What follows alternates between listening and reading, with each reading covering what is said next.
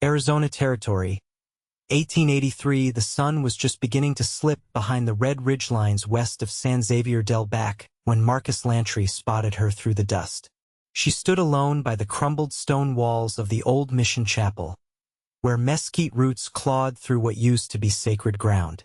Her shoulders were shaking, her face buried in her hands, and she did not see him approach. Marcus had not meant to stop.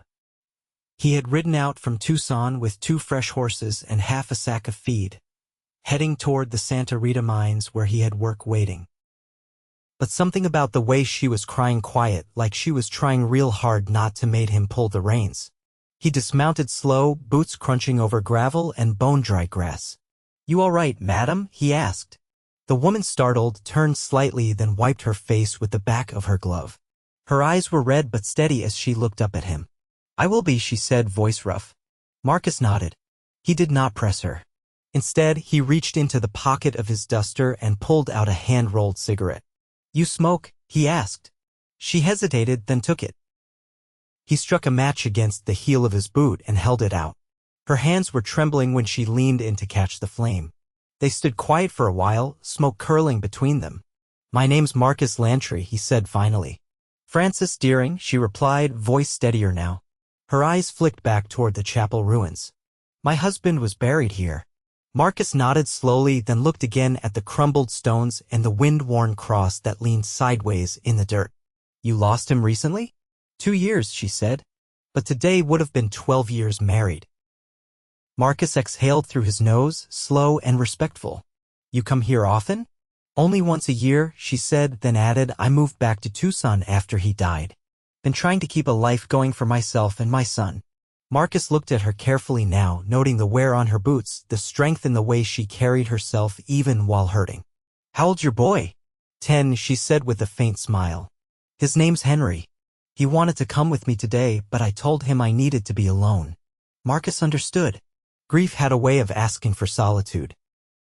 Still, something in him stirred. Maybe it was the way she tried to hold herself steady, or maybe just the plain fact that she looked so damn alone out here. "You need a ride back?" he asked. She looked at him, surprised. "I rode in on a mule. He's tied out by the cottonwoods." Marcus tipped his hat toward her. "Then I will ride with you, just to be sure you make it back before the dark settles." She hesitated again, but something in her eyes shifted. A flicker of trust, maybe. "All right," she said softly. They rode side by side down the trail, the sky bleeding into dusk, Frances with her mule and Marcus with his roan. At one point, her mule slowed, pulling to the left. Marcus leaned forward in his saddle. "Something wrong?" Frances frowned. "He's spooked." Then they heard it. A rustle in the brush, too close to be wind. Marcus slid off his horse fast, rifle in hand. "Stay behind me," he said. But when the brush parted, it was no threat. Just a boy, skinny, no older than Henry, with a busted lip and a cut on his forehead. His shirt was torn, and his eyes were wide with fear. "Help," the boy whispered. "Please. My little sister." Frances was already off her mule, rushing forward. "There's more?" Marcus asked. The boy nodded fast. "She's stuck in the ravine. Fell. We were running." Marcus did not ask from what. He just motioned. "Take us there." They followed the boy through the darkening brush, winding deeper into the low hills until they heard the faint cry of a child. The girl was maybe 7, caught between 2 stones at the base of a narrow gully. Frances slid down first, careful but sure. "I have her legs," she called up. "Just pull when I say." Marcus braced himself at the top. "Now!" she shouted. He pulled hard, and the girl came loose with a cry. Frances cradled her close, brushing hair from her face. "It is all right now," she whispered. "You are safe." They made camp under a mesquite tree that night, too far from town to ride back in the dark. Marcus started a fire. Frances wrapped the girl in her shawl, and the boy curled up beside her like he had known her all his life. Over beans and coffee, Frances looked across the fire at Marcus. "Your kindness." "It is not something I expected today," she said quietly. Marcus met her eyes. Maybe I did not expect to stop either. But there you were. She smiled then, tired but real. You ever been married? She asked. He shook his head. No. Never found someone I wanted to build a life with. Frances looked down at her hands. I thought I had. But it turns out love does not always last. Marcus leaned in slightly. Maybe not always. But sometimes. Sometimes it shows up when you are not looking. She looked at him then, long and soft, and in the orange light of the fire, something settled between them. Not rushed. Not loud. Just there. Tomorrow, they would ride back to Tucson. But tonight, they sat close by the fire, two strangers who had found each other where the chapel crumbled and grief still echoed through the stones. And in the quiet, Marcus knew he would not be riding on alone. By morning, the girl's fever had eased. Marcus had pressed a damp kerchief to her brow through half the night, while Frances kept the boy close, letting him sleep curled against her side like he'd belonged there all along. The desert chill had crept in around their fire, but no one complained. They were too tired, too full of the kind of quiet trust that grows when strangers sit close in the dark and keep each other safe. Marcus saddled the horses as dawn broke pale over the hills. Frances coaxed the children to their feet, wrapping the girl in her shawl again. The boy hadn't said much since the night before, but when he looked at Marcus, something steady passed between them, a silent thanks. They made for Tucson slowly, the children sharing Frances's mule while she walked beside them. Marcus rode ahead, checking the trail. The morning passed without trouble, and by early afternoon, the adobe edge of town rose into view, sun-washed and still. The children belonged to a family that had tried homesteading near the foothills east of Tubac, though they hadn't lasted long. Their father had been buried last spring after a fever took him quick, and their mother left 2 weeks ago without saying where she was headed. The boy, Eli, had tried to find her. He took his sister, Ruth, and walked north until the land turned rough and the water ran dry. I figured maybe she'd gone toward the mines, Eli said as they reached the outskirts of town. Or maybe Nogales. I don't know anymore. Frances looked down at Ruth, who clutched her hand with a grip too strong for someone so small. You'll stay with me and Henry for now, she said. We'll sort the rest once you're rested. Eli blinked. You don't even know us. I know enough, she said. Marcus said nothing, but when Frances glanced sideways at him, he gave a slow nod. They brought the children to her house, a modest adobe with a low fence and a pepper tree out front. Henry wasn't home, yet he was with a neighbor, but his toys lay scattered on the porch, and that seemed to soothe Ruth. She picked up a wooden horse and pressed it to her chest like it might anchor her. Inside, Marcus stood awkwardly near the doorway while Frances fetched water and bread. She moved with quiet purpose, her sleeves rolled up, her braid looped low against her nape. He hadn't seen her in daylight before, not like this. The firelight had softened her, but now he could see the strength in her jaw, the narrow scar beneath her cheekbone, the way her hands moved without waste. You always take in strays? He asked once the children were settled with food. Frances filled 2 cups and handed him one. Not always, but I know what it is to be left behind. He drank, nodding. You want me to stay a while? Just until they're settled. She leaned against the doorframe, watching Eli help Ruth untangle the ribbon in her hair. I'd be grateful. I'll fetch my things from the livery later, he said. If you've got room. There's a cot on the back porch, she said. It's clean. He smiled faintly. I've slept in worse. She didn't smile back, but her eyes warmed. Later that day, Henry came home. He was taller than Marcus expected, lean with his mother's sharp glance. Frances introduced him without fanfare, and Henry nodded to Marcus with the wary caution of a boy used to change. You staying long? He asked. Marcus met his gaze. Long as I'm needed. That night, after supper, the children fell asleep easily. Marcus sat on the steps with Frances, the air still warm from the day. Somewhere down the street, someone was playing a fiddle, slow and low. Frances broke the silence. He liked music, too. My husband. Thought it could make anything better. Marcus watched a moth circle the lantern above them. Did it? For a time, she said. But music doesn't hold up roofs or plow fields. He turned toward her. What did? She looked at him then, not sidelong but full. Me. He nodded. I believe that. They didn't speak after that, but neither moved. When the lantern burned low, Marcus rose and tipped his hat before stepping around to the back porch. Frances stayed a little longer, watching the stars come out one by one. In the morning, she'd warm bread again. He'd help mend the gate. Ruth would cling tighter, and Eli would ask questions about horses. Henry might still watch Marcus from the corner of his eye. It wasn't a life yet, but it was beginning to feel like the shape of one. By the second week, the rhythms of shared living had settled in like dust into old floorboards, quiet, inevitable.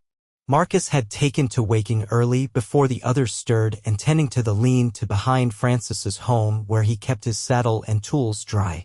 He'd fixed the back steps without being asked, repaired the shutter hinges, and patched a tear in the canvas roof over the porch cot. Not out of obligation. Just because it felt right to do so. Frances noticed. She didn't say much about it, but her eyes lingered longer when he passed her the coffee tin, and she'd started letting her hair down after supper, twisting it into a loose coil rather than her usual braid. It hung dark against her collarbone, and Marcus never let himself stare, but he saw it. One late afternoon, Henry returned from the small schoolhouse carrying a folded piece of paper held tight in both hands. He handed it to Frances without a word, then stepped back toward the tree out front where Ruth was playing with small stones arranged in careful patterns. Eli was nearby, whittling a crooked stick, his tongue tucked between his teeth in concentration. Frances opened the note and read it slowly. Her mouth tightened. Marcus stepped forward. Something wrong. She folded the paper and looked up.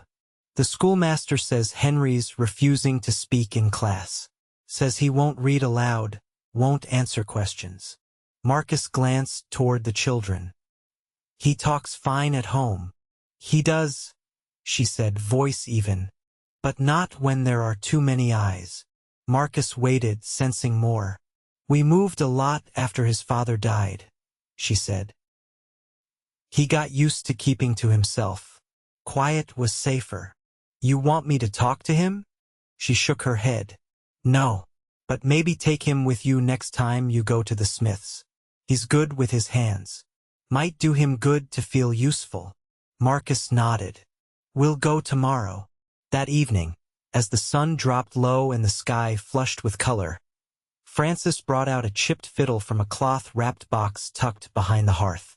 She sat on the porch and began tuning it, slow and careful. Marcus leaned against the post nearby. Didn't know you played. I don't. Not well, she said, adjusting the pegs. He taught me a little. Said it was a thing meant to be shared even if you only ever learned one tune. She set the bow to string and eased into a lopsided waltz, soft and halting. Ruth stilled. Eli looked up. Henry sat beside the steps, head tilted slightly, listening. Marcus watched her bow move, fingers sure despite the hesitations. That the one? He asked. She didn't stop playing. The only one I remember. He said nothing more, just stayed there until she finished and set the fiddle down on her lap. I've been thinking, she said after a pause. Once we're through winter, I'd like to start a garden again. Not much. Just beans, squash. Maybe some corn if we can keep the birds off. He nodded. You'll need fencing. I know. She looked at him then, steady. Would you help me build it? Marcus's voice was quiet. Course I would. She looked away, out toward the street where the lamps were being lit, one by one. Don't feel like it's been long, she said. But it seems like you've always been here. Marcus didn't answer right away. He reached down, picked up a dry leaf from the porch floor, turned it over in his fingers. I never stayed anywhere, he said. Not after I left my father's place. Road jobs followed work. Thought that was all there'd be. And now? He met her gaze. Now I ain't so sure. She didn't respond, but her fingers curled lightly around the neck of the fiddle and her foot brushed against his as she shifted on the step. It wasn't a mistake. Later, when the stars had sharpened overhead and the children were asleep, Marcus lingered near the doorway. Frances stood just inside, the oil lamp behind her casting soft shadows along the walls. I'll be taking Henry by the smithy first thing, he said. She nodded. He'll be glad of it. He didn't move. You need anything? She asked. He stepped closer. No. Just wanted to say thank you. For letting me stay. For trusting me. She looked up at him, her face unreadable for a moment. Then she said, it's not trust if it's blind. I see how you carry yourself, Marcus. That's why you're still here?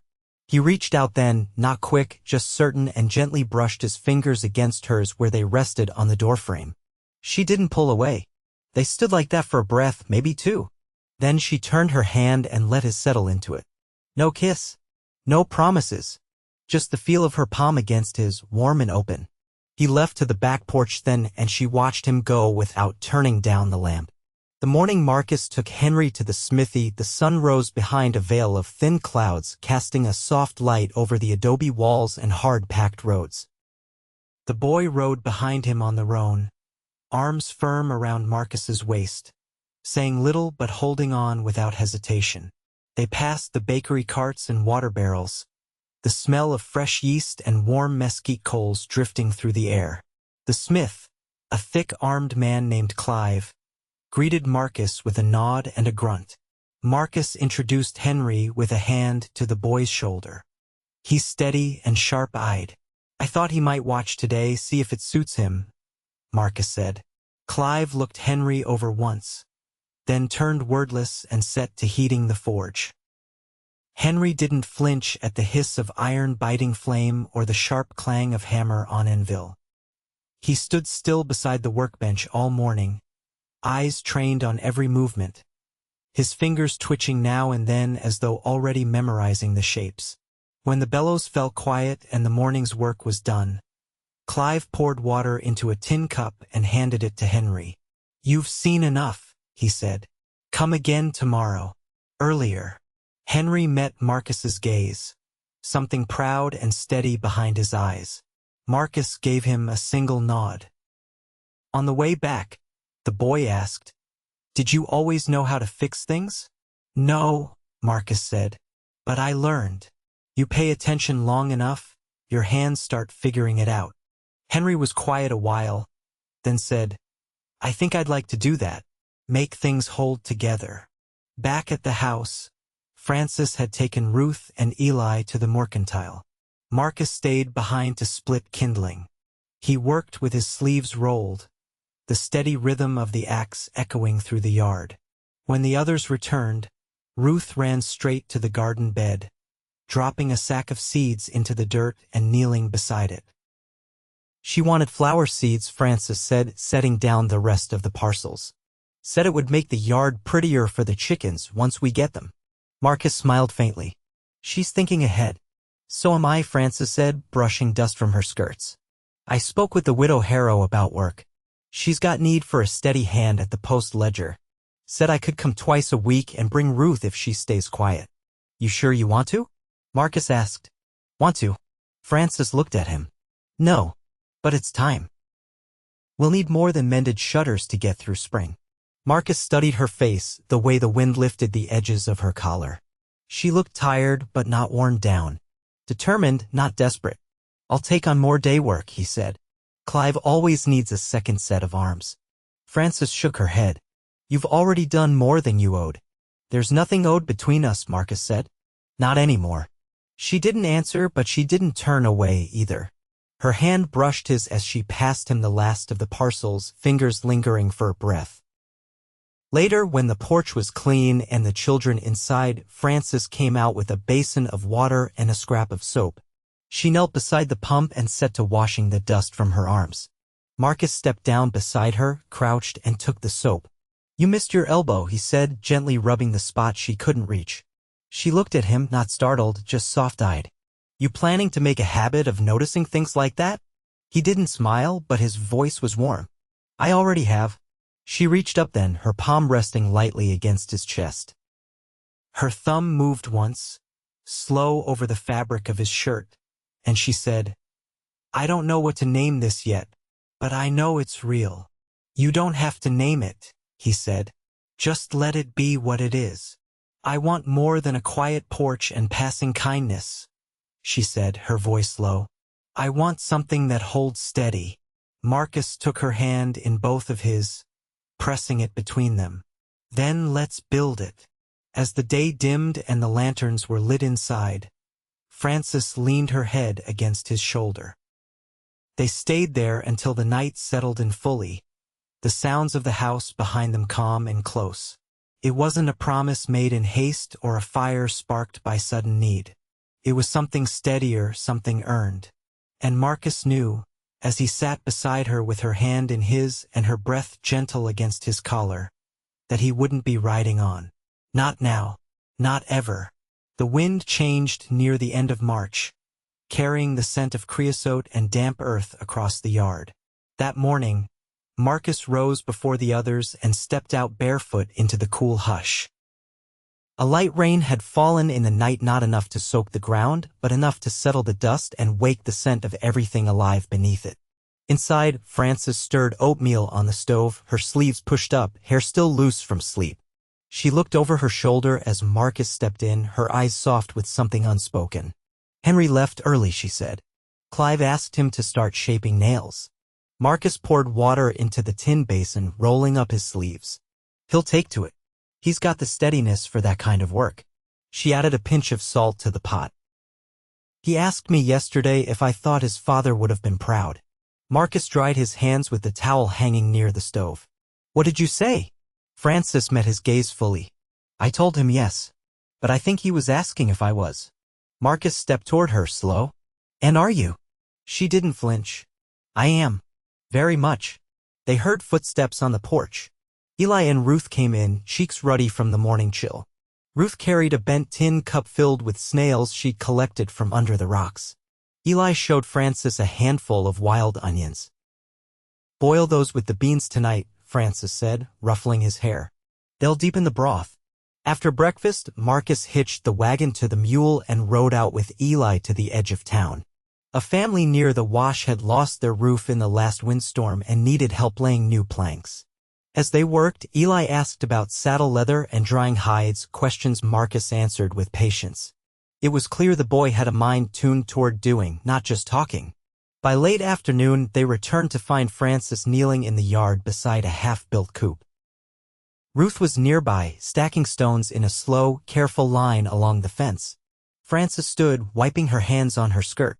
"I thought we'd start with 2 hens," she said. "Maybe a third once we've got the fencing secured." Marcus nodded once. "I can get wood from the lumber yard tomorrow. We'll finish it proper." That night, while the children slept, Frances sat beside Marcus on the porch steps, her knees drawn up beneath her skirt. The lantern light flickered across her face, catching the edge of her smile as she turned toward him. "I spent a long time thinking I'd already had all the good I was owed," she said. "That what came after would just be endurance." Marcus looked out toward the dark street, then back to her. "I used to ride from place to place thinking any stop was just a pause before the leaving." She shifted, tucking her hand into his. "But you stayed." He turned his palm beneath hers, fingers gently curling around. "I did." They didn't kiss until the quiet deepened, after the last lamp in town had gone out. It was slow and certain, built from every shared task, every wordless glance, every moment of care exchanged in the spaces between work and rest. When it ended, they stayed close, foreheads touching, breathing the same air. "I want you here," she said. He nodded, voice low. "I want to be here." By midsummer, the fence was finished, the coop held 3 hens, and the rows of beans had flowered. Frances worked at the post ledger twice a week, her hands ink-stained but steady. Marcus took on regular work with the smith, and in the hours between, he taught Eli how to shape wood without splintering it. Ruth followed Henry nearly everywhere now, and he let her, always watching to be sure she didn't fall too far behind. One evening, Frances stood in the doorway, watching Marcus and the children playing a quiet game of pick-up sticks in the dirt. Her apron was dusted with flour from the bread rising on the hearth. She called his name once, and when he looked up, she said, "We should marry before the first frost." He didn't hesitate. "All right." They wed behind the house with the pepper tree in bloom and Henry holding the ring. Ruth scattered wildflower petals she'd picked herself, and Eli made a crooked bench for the preacher to sit on. Frances wore a dress she'd sewn from unbleached muslin, and Marcus wore the same shirt he'd arrived in, freshly washed and ironed. They danced that night to the sound of Frances's fiddle and the rhythm of feet on packed dirt. When the stars came out, they sat hand in hand beneath the pepper tree while the children dozed nearby, and Marcus leaned close to whisper, "I never thought I'd belong anywhere." Frances pressed her cheek to his shoulder. "But you do. You belong right here." Years passed, and the house never emptied again. The garden grew thicker each spring. Henry became known for his skill with iron, and Eli apprenticed as a carpenter. Ruth took to reading aloud on the porch in the evenings, her voice soft and sure. Frances kept the ledger even after the post changed hands, and Marcus worked with his hands every day, always home by supper.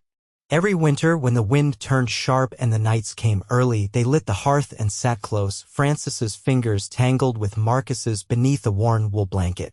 Neither of them ever spoke of the days before, the lonely ones, but sometimes, as the fire warmed the room, they looked at each other with a quiet kind of knowing. And in that look lived everything they had built.